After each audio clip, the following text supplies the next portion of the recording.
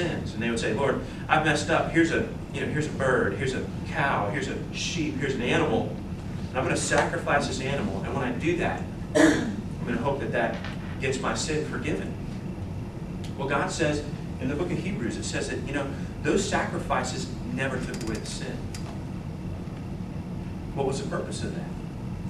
The purpose of those Old Testament sacrifices were to show us that we needed forgiveness for our sins. That was nothing that we could do. We needed somebody to come and save us, to remove that sin from us. That's what the Old Testament was about.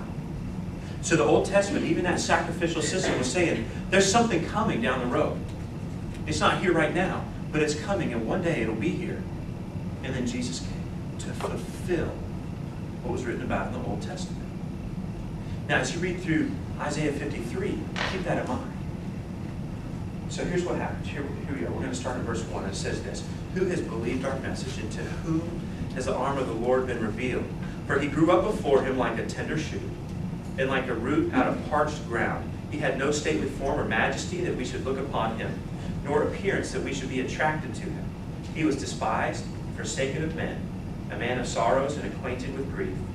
And like one from whom men hide their face, he was despised, and we did not esteem him. Now, again, Jesus. Just put those glasses on right now. Just the whole day. Jesus. Okay? Jesus. And this is talking about Jesus. And what it's saying is interesting stuff. I mean, this is stuff that just absolutely mind-blowing. It's mind-boggling. These are things that were written 700 years before Christ came. And I want you to listen. As you listen to this, I want you to think.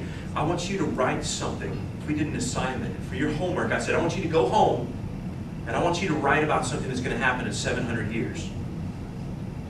I want you to describe it with some detail. Don't give me one of these, there's going to be a really cool guy. He's going to do something awesome. I want you to give me some detail. And I want you to listen to the detail that's written about it here. And I want you to think about the fact this was written 700 years before Jesus came. This is not some guy waking up and going, remember that guy Jesus? I'm going to write about what he did. This is a guy getting up and writing about somebody. He doesn't even know quite who it is. Doesn't have a grasp on that. Doesn't totally understand what the Lord is telling him to write down. But he writes these things down. And he says he's going to come up like a tender shoot out of parched ground. Now, we just heard about a garden. Right. This lady wants a garden. Okay. She would like somebody to go and teach her how to raise a garden. I want you to think about this. How good is parched ground for growing stuff?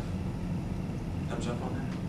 I mean, if you want to grow, let's say I want some tomatoes. Okay, I want to get some tomatoes. So what I'm going to do is I'm going to plant a bunch of seeds and I'm going to try to dry the ground out as much as possible. Is that good for tomatoes? Is that going to be? It's not going to be really helpful, is it? No, you don't want parched ground because does stuff grow in parched ground? Not really. You don't get that. But here Jesus, it says that Jesus came up out of parched ground. He was like a root out of parched ground. So it was dry. It was barren. We're talking a desert here. And then all of a sudden, you get this amazing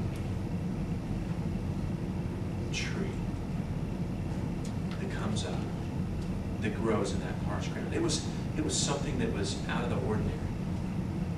It didn't fit the context of the place that it was sitting in.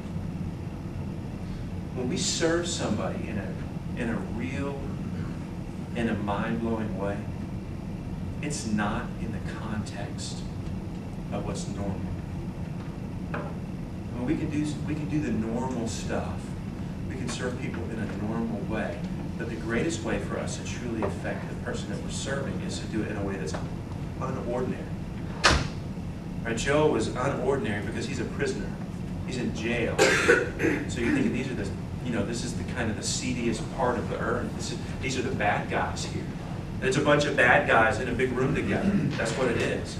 Well, this is one of these bad guys living around a bunch of other bad guys that's doing great things. And so because of that, his service had even that much greater an impact. And for us, as we look to serve the people around us, we can have the greatest impact when we do it in a way that's unordinary.